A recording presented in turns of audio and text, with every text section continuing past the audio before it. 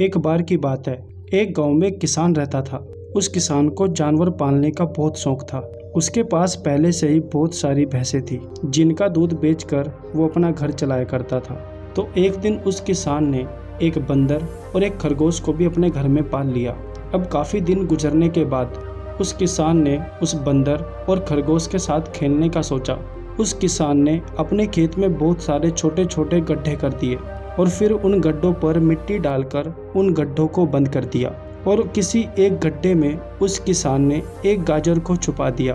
अब उस किसान ने उस बंदर और खरगोश को उस गाजर को ढूंढने के लिए कहा। खरगोश बहुत ही कॉन्फिडेंस था और उसे अपने आप पर बहुत विश्वास था। उसने एक एक गड्ढे को खोदना शुरू किया और गाजर ढूंढने लगा, लेकिन बंदर जो था वह बहुत ही आलसी था।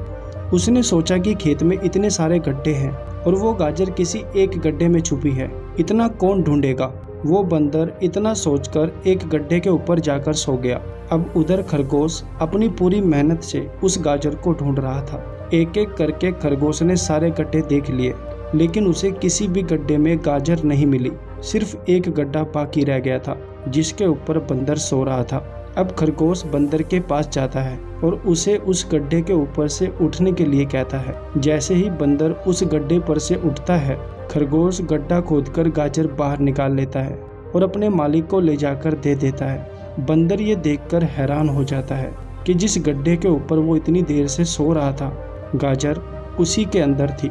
वो सिर्फ एक बार खोद कर देख लेता तो गाजर उसे मिल जाती और वो मालिक की नज़रों में बड़ा बन जाता। यही सोचकर वो अपने किए पर पछता रहा था। दोस्तों, इस कहानी से हमें 3 बहुत बड़ी सीखें मिलती है। पहली ये है कि हमें कभी भी अपने काम के प्रति नेगेटिव नहीं सोचना चाहिए। जैसे उस बंदर ने सोचा कि इतने सारे गड्ढे हैं और गाजर किस गड्ढे में है पता नहीं, यही सोचकर उसने इस काम को अपने लिए बड़ा बना लिया। और दूसरी सीख यही मिलती है कि हमें कम से कम कोशिश तो ज़रूर करनी चाहिए, क्योंकि जब तक हम कोशिश नहीं करेंगे किस्मत भी हमारा साथ नहीं देगी। अगर वो बंदर जिस गड्ढे पर सोया हुआ था वहाँ से ही गाजर को ढूंढना शुरू करता तो उसे गाजर मिल जाती, लेकिन उसने कोशिश ही नहीं की। और तीसरी सीख हमें इस कहानी से ये मिलती है कि हमें जल्दी हार नहीं माननी चाहिए।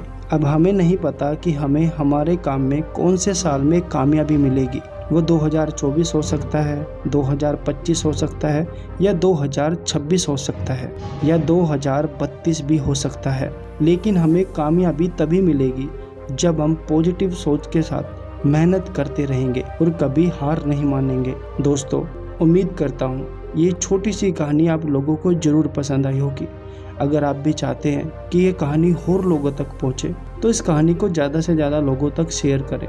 और ऐसी ही मोटिवेशनल स्टोरी सुनने के लिए हमारे YouTube चैनल को भी सब्सक्राइब करें।